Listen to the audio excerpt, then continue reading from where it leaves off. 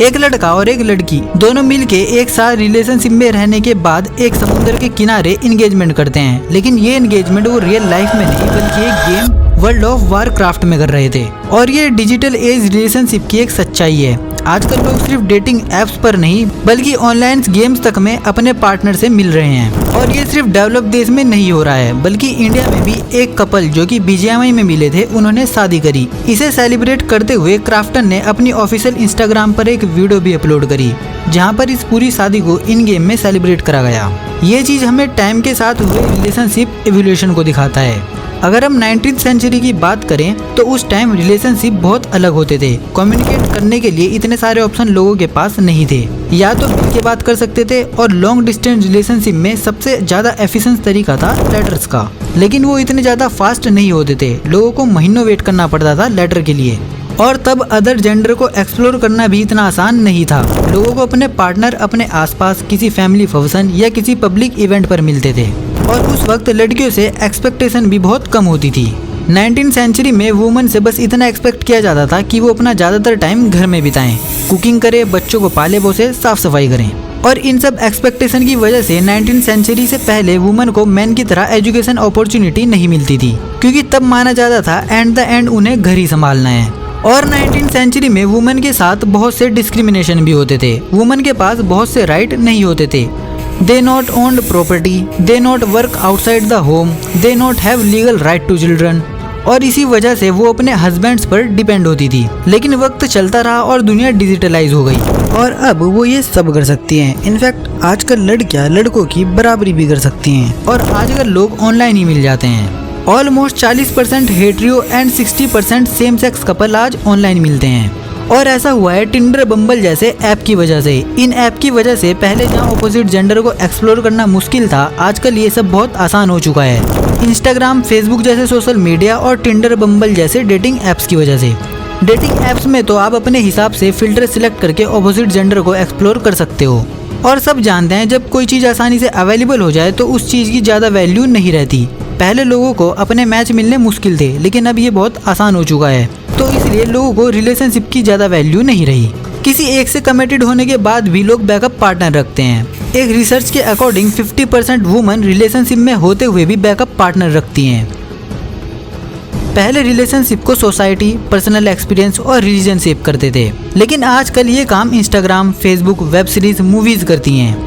ये जानते हुए भी कि सोशल मीडिया पर दिखने वाली सारी चीजें असली नहीं होती, फिर भी लोग वो सारी चीजें अपने रिलेशनशिप में एक्सपेक्ट करते हैं जो उन्हें सोशल मीडिया में दिखाया जाता है। तुम स्नेहा सचदेवा और पारस ठाकरल का केस देख लो। दोनों मैरिड थे, व्लॉग में खुश दिखते थे, लेकिन फिर एक दूसरे को एक्सपोज करते हुए दिखे और लास्ट में उन्होंने डिवोर्स भी ले लिया। अब ये उनका पर्सनल मैटर है, लेकिन प्रॉब्लम वहाँ आती है जब लोग इन जैसे इन्फ्लुएंसर को देख के इन्फ्लुएंस होते हैं और सारी चीजें अपने रिलेशनशिप में एक्सपेक्ट करते हैं। वो एक अनरियलिस्टिक इमेजिनेशन अपने दिमाग में बना लेते हैं और जब उन्हें वो सब नहीं मिलता फिर वो उस रिलेशनशिप को खत्म करने की सोचते हैं। Psychological and social impact. 23% partner अगर उनके पार्टनर सोशल मीडिया का यूज करते हैं तो उन्हें अपने रिलेशनशिप को लेके जेलस और इनसिक्योर फील होता है, क्योंकि वो दूसरे लोगों से भी बात करते हैं। क्योंकि डिजिटल कम्युनिकेशन की वजह से इमोशनल कनेक्शन में भी प्रॉब्लम आती है। इमोशनल कनेक्शन बिल्ड करने में फेस टू फेस कन्वर्सेशन बहुत बड़ा रोल प्ले करते हैं और डिजिटल कम्युनिकेशन की वजह से ये फेस टू फेस कन्वर्सेशन कम हो गई हैं। इसीलिए डिजिटल कन्वर्सेशन और पर्सनल इंटरेक्शन को बैलेंस करके रखना चाहिए एक स्ट्रॉन्ग इंटरपर्सनल रिलेशनशिप को मेंटेन करने के लिए।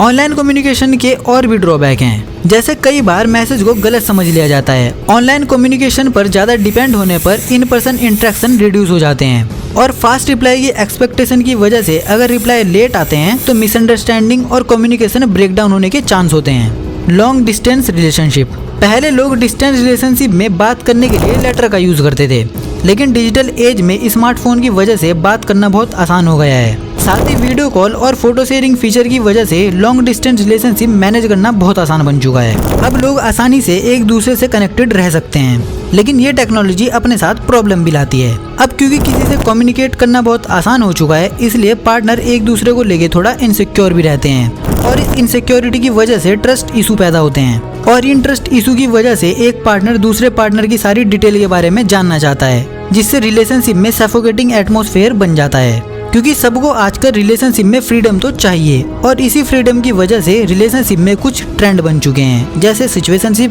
Benching, friend with benefit, open relationship. अगर बात करें सिचुएशनशिप की तो ये एक रोमांटिक रिलेशनशिप होता है जो अनरिमेन और अनडिफाइंड होता है, इसमें कोई कमिटमेंट नहीं होता। बेंचिंग की बात करें तो इसका मतलब है कि कोई रिलेशनशिप में है लेकिन उसने तुम्हें एज अ बैकअप ऑप्शन रख रखा है। अब फ्रेंड विद बेनिफिट, एक ऐसी सिचुएशन जिसमें दो लोग रिलेशनशिप में तो नहीं होते but they are involve in sexual activity. Open relationship, इसमें गर्लफ्रेंड, बॉयफ्रेंड और हस्बैंड वाइफ ओपन होते हैं कि वो अपने पार्टनर के अलावा किसी और के साथ भी जो मर्जी चाहे वो कर सकते हैं। और भी बहुत सारे ट्रेंड है जो न्यू जनरेशन में बहुत ज़्यादा पॉपुलर है। इन सब की वजह से लोगों को वो भी मिल जाता है जो उन्हें चाहिए और उन्हें कमिटेड भी नहीं रहना पड़ता। और कुछ टाइम से VR डेटिंग भी बहुत पॉपुलर हो रही है। VR डेटिंग बेसिकली उसे कहा जाता है जहाँ पर two real people who interact through avatars in digital environment. और इससे आगे बढ़ के ऑनलाइन गेम्स में भी लोग अपने पार्टनर फाइंड कर रहे हैं। Pro and cons of digital age relationship. Pros, basically ये फायदेमंद है ऐसे लोगों के लिए जो इंट्रोवर्ट हैं, ज़्यादा बाहर नहीं जाते, जिन्हें ऑपोजिट जेंडर से बात करने में शर्म आती है या जो पब्लिक में ज़्यादा नहीं बोल पाते। तो उन लोगों के लिए डिजिटल कन्वर्सेशन एक अच्छा ऑप्शन बन जाता है किसी से बात करने के लिए, क्योंकि इसके बीच में कोई तीसरा आपकी बात नहीं सुन रहा होता और ना ही कोई आपको देखता है। नंबर 2, आप कितनी भी दूर हो अपने पार्टनर, अपने फैमिली से कनेक्टेड रह सकते हो। वहीं अगर कॉन्स की बात करें तो वो तो बहुत सारे हैं। सबसे पहले तो डेटिंग एप्स, ये डेटिंग को एक गेम बना देते हैं। आपके पास अनलिमिटेड ऑप्शन है, इनमें से कोई भी एक चुन लो और अगर पसंद ना आए तो और ऑप्शन तो अवेलेबल है ही, इसलिए तुम्हें किसी को खोने का डर ही नहीं होता।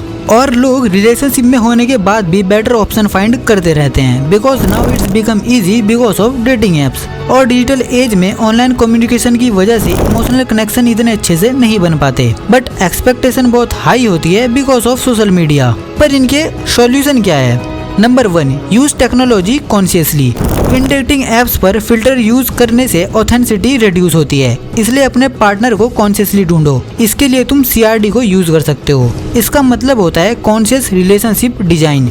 इस डिजाइन में awareness, honesty, responsibility, emotion, behaviour, clear communication, इन सब पर ध्यान दिया जाता है और एक हेल्दी रिलेशनशिप को बिल्ड करा जाता है। Prioritize intentionally communication. अगर तुम्हें कोई रिलेशनशिप खत्म करना है तो घोस्टिंग करने से अच्छा है इंटेंशनली कम्युनिकेट कर लो। Number 3, set digital boundaries. Social media से बहुत ज़्यादा इन्फ्लुएंस मत होना, क्योंकि इसमें सारी चीज़ें सच नहीं होती। उससे अच्छा है तुम सोशल मीडिया में क्वालिटी टाइम स्पेंड करो। Number 4, add limit on choice. Choice को ओवरलोड मत करो, अपने चॉइस को लिमिट करो और क्वालिटी कनेक्शन बिल्ड करो। Number 5, interact face to face. Online communication करने की बजाय फेस टू फेस कन्वर्सेशन पर ध्यान दो। शायद मेरे हिसाब से ये कुछ पॉइंट है जिस पर हमें ध्यान देना चाहिए। बाकी तुम्हें वीडियो कैसी लगी और तुम्हारा इसमें क्या ओपिनियन है, कमेंट जरूर करना। मैं मिलता हूँ किसी और वीडियो में। Thanks for watching.